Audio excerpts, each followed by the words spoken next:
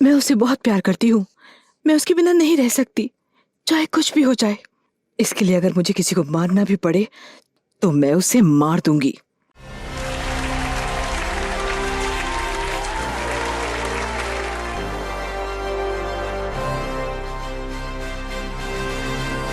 प्यार हुआ, इकरार हुआ है। आपके पाँव देखे, इन्हें जमीन पर मत उतारिएगा, मैले हो जाएंगे। छजी में हारी चलो मान जाओ ना। डॉन का इंतजार तो 11 मुल्कों की पुलिस कर रही है, लेकिन सोनिया गाता चल ओ साथी, गुनगुनाता चल। दोस्तों, हिंदी सिनेमा में बहुत पहले से क्राइम पर आधारित फिल्में बनती आई हैं, लेकिन आज हम आपको एक ऐसी सच्ची कहानी सुनाने जा रहे हैं जो अब तक क्राइम पर बनी बड़ी से बड़ी फिल्मों को मात देती है। कहने को तो ये कहानी भी एक कत्ल की कहानी है, लेकिन इस कहानी की खास बात यह है कि इसमें जिसका कत्ल होता है वही कातिल निकलता है, यानी कातिल भी वही जिसका कत्ल होता है ना हैरत अंगेज कहानी? तो दिल थाम कर बैठिए, हम आपको सुनाएंगे गोरखपुर की ये सनसनीखेज, दिल दहला देने वाली सच्ची कहानी। आप बस कीजिए थोड़ा इंतजार और देखते रहिए ब्लैक एंड व्हाइट।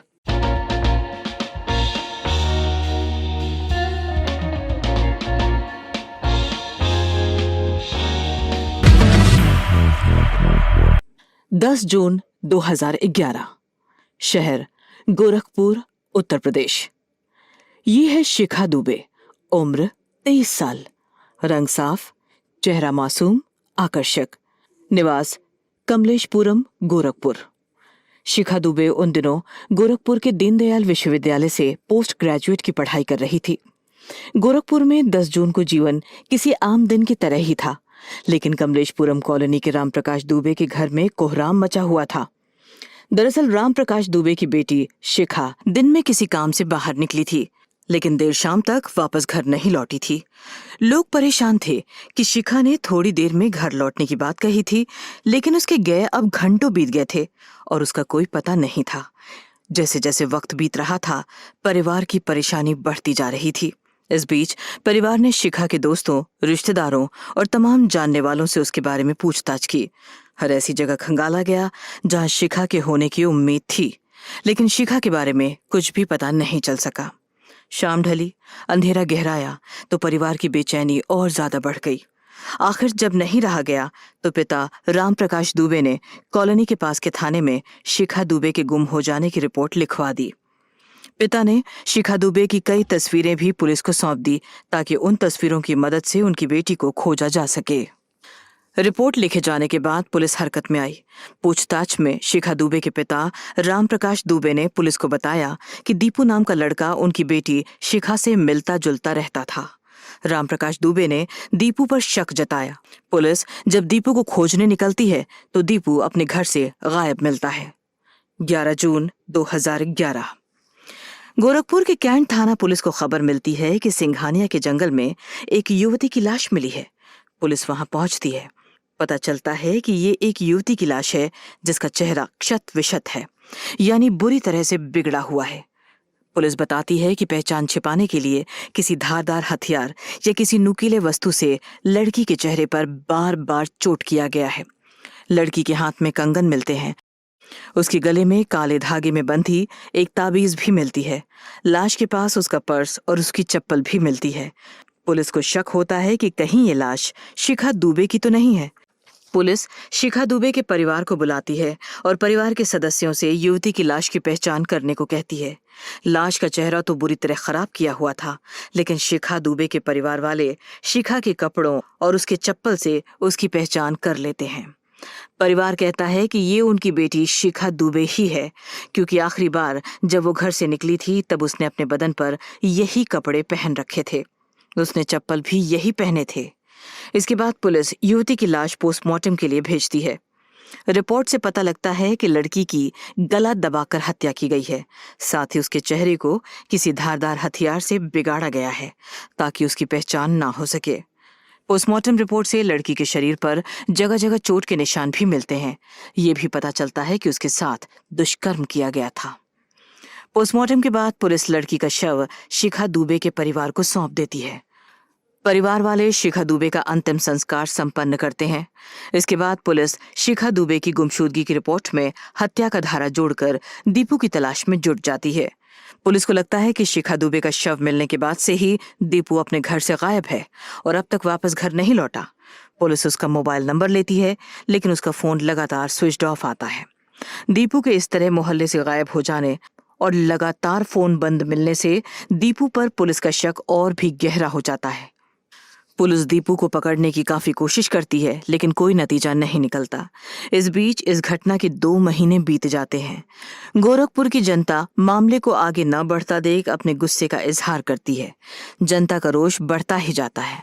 आखिर पुलिस दीपू के बारे में पता लगाने के लिए उसके रिश्तेदारों के फोन को सर्विलांस पर लेती है। इसके कुछ दिनों बाद पुलिस को दीपू का सुराग मिलता है। पुलिस को लगता है कि दीपू सोनभद्र में है। पुलिस सोनभद्र पहुंचती है और वहां दीपू की तलाश में जुट जाती है। काफी तलाश के बाद पुलिस को उसके ठिकाने का पता चलता है। पुलिस वहां पहुंचकर उसके घर के दरवाजे पर दस्तक देती है। दरवाजा खुलता है। दरवाजा खुलते ही पुलिस के होश उड़ जाते हैं। सामने जो लड़की खड़ी थी वो कोई और नहीं बल्कि खुद शिखा दुबे ही थी। वही शिखा दुबे जिसका गोरखपुर के शमशान में अंतिम संस्कार हो चुका था। ये वही शिखा दुबे थी जिसके कातिल को पुलिस ढूंढ रही थी। उसी के कातिल की तलाश में पुलिस सोनभद्र पहुंची थी और अब इस घर में शिखा दुबे उनके सामने थी। और तो और शिखा दुबे अकेली नहीं थी, उसके साथ था दीपू यादव। वही दीपू यादव जिसकी तलाश में पुलिस सोनभद्र पहुंची थी। वही दीपू यादव जिस पर शिखा दुबे की हत्या का आरोप था। शिखा दुबे और दीपू को एक घर में एक साथ देख पुलिस के होश फाख्ता हो चुके थे। उसे समझ में नहीं आ रहा था कि शिखा दुबे जिंदा कैसे है, और अगर शिखा दुबे जिंदा है तो वो लाश किसकी थी, वो युवती कौन थी और उसे आखिर किसने मारा था। खैर पुलिस शिखा दुबे और दीपू यादव को गिरफ्तार कर गोरखपुर ले आती है। वहां दोनों से पूछताछ होती है। पूछताछ में ये पता चलता है कि कॉलेज के दिनों से ही शिखा दुबे और दीपू एक दूसरे को प्यार करते थे। शिखा दुबे दीपू के प्यार में पागल थी। काफी दिनों तक तो उसका प्यार यूं ही बेरोक टूक चला, लेकिन एक दिन शिखा दुबे के परिवार वालों को इसका पता चल गया। फिर वही हुआ जो ऐसे में होता है। परिवार वालों ने शिखा दुबे पर पाबंदियां लगा दी, लेकिन फिर भी वो शिखा दुबे को दीपू से मिलने से रोक नहीं सके। दोनों छिप छिप कर मिलते रहे और जी भरकर प्यार का जाम पीते रहे। इस बीच दोनों ने 18 अप्रैल 2011 को गुपचुप तरीके से शादी भी कर ली। शादी के बाद दोनों अपने अपने घर में रहने लगे, लेकिन शादी के बाद अब अकेले रहना उन्हें अखरने लगा था। दोनों अब साथ साथ रहना चाहते थे। देखो, अब मैं तुम्हारे बिना नहीं रह सकती, कुछ करो। अब तुम्हारे बिना मुझे एक भी दिन अकेले नहीं रहना। तुम्हें जो करना है करो, किसी को मारना है मारो, लेकिन मैं तुमसे दूर नहीं रह सकती। अपनी महबूबा और बीवी शिखा दुबे की बात सुनकर दीपू परेशान हो जाता है। एक दिन दीपू अपने दोस्त सुग्रीव से अपनी परेशानी बताता है। सुग्रीव ट्रांसपोर्ट का काम करता था और अक्सर सोनभद्र आता जाता रहता था। दीपू की परेशानी सुन सुग्रीव दीपू को अपनी योजना बताता है। देखो, हम शिखा जैसी कदकाठी वाली किसी लड़की को मार देंगे, उसकी लाश गोरखपुर में फेंक देंगे, लोग समझेंगे शिखा दुबे मर गई है। इसके बाद तुम दोनों कहीं और चले जाना। फिर सुग्रीव दीपू को अपनी पूरी योजना समझाता है। वो कहता है, देखो, मैं शिखा जैसी दिखने वाली एक लड़की को जानता हूँ। वो सोनभद्र में मजदूरी करती है। उसका नाम है पूजा। उसकी एक 6 महीने की बेटी भी है। तुम कहो तो मैं उससे बात कर सकता हूँ। दीपू सुग्रीव को इस योजना को अमल में लाने को कहता है। इसके बाद सुग्रीव अपनी योजना पर काम शुरू कर देता है। सुग्रीव पूजा नाम की उस मजदूर युवती को 3000 रुपए की नौकरी का लालच देकर गोरखपुर ले आता है। इसके बाद योजना के मुताबिक शिखा अपने घर से निकलती है और बाजार से अपने लिए कपड़े खरीद दीपू से मिलती है। इस बीच सुग्रीव गोरखपुर में पूजा को लेकर जंगल की तरफ जाता है। वो पूजा से कहता है कि उसे एक बड़े घर में काम करना है, उसे यहाँ कुछ लोग मिलेंगे।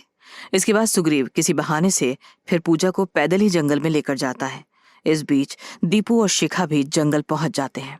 इसके बाद सुग्रीव और दीपू मिलकर बड़ी ही बेरहमी से पूजा की गला दबाकर हत्या कर देते हैं। पूजा की हत्या के बाद शिखा दुबे बाजार से लाए अपने कपड़े पहनती है और अपना उतारा हुआ कपड़ा जो वो अपने घर से पहनकर निकली थी उसे पूजा को पहना देती है। इतना ही नहीं, शिखा दुबे अपने गले से ताबीज वाला काला धागा भी निकालती है और उसे पूजा के गले में पहना देती है। शिखा पूजा को अपने कपड़े और ताबीज वाला धागा इसलिए पहनाती है ताकि पूजा की पहचान शिखा दुबे के तौर पर हो सके और लोग समझे कि शिखा दुबे मर गई है। पूजा मर चुकी थी, सामने उसकी लाश पड़ी थी। पूजा के जिस्म पर शिखा दुबे के कपड़े थे, उसके गले में शिखा दुबे के गले का धागा था, लेकिन पूजा का चेहरा अब भी सही सलामत था। प्लान के मुताबिक पूजा का चेहरा बिगाड़ना था, लिहाजा सुग्रीव अपने ड्राइवर बलराम और दीपू के साथ मिलकर ट्रक के रॉड से पूजा के चेहरे पर इतने वार करता है कि उसका चेहरा पूरी तरह बिगड़ जाता है। इसके बाद शिखा दीपू के साथ सोनभद्र चली जाती है और सुग्रीव अपने ड्राइवर बलराम के साथ मिलकर पूजा के शव को जंगल में फेंक आता है। अब कत्ल का राज खुल चुका था, कातिल सामने आ चुके थे। शिखा दुबे मर्डर केस के खुलासे के बाद गोरखपुर में चर्चाओं का बाजार गर्म हो जाता है। किसी को भरोसा नहीं होता कि मासूम और शरीफ सी दिखने वाली शिखा ने ऐसा घिनौना काम किया है। शिखा दुबे को जब पुलिस पिता राम प्रकाश दुबे के पास लेकर जाती है तो राम प्रकाश दुबे बेटी का चेहरा छूकर कहते हैं, मैं तसल्ली करना चाहता हूं कि ये मेरी बेटी ही तो है, लेकिन इसने इतना जघन्य अपराध किया है, इसको इसकी सजा मिलनी ही चाहिए। दोस्तों, इसके बाद दीपू और शिखा को जेल की सजा हो जाती है और दोनों कई साल जेल में रहते हैं।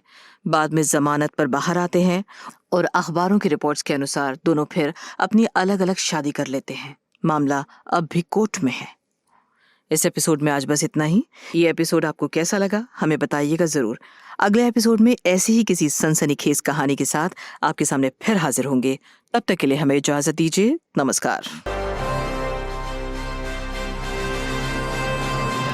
हुआ इकरार हुआ है। आपके पाँव देखे इन्हें जमीन पर मत उतारिएगा, मैले हो जाएंगे। छजी में हारी चलो मान जाओ ना। डॉन का इंतजार तो 11 मुल्कों की पुलिस कर रही है, लेकिन सोनिया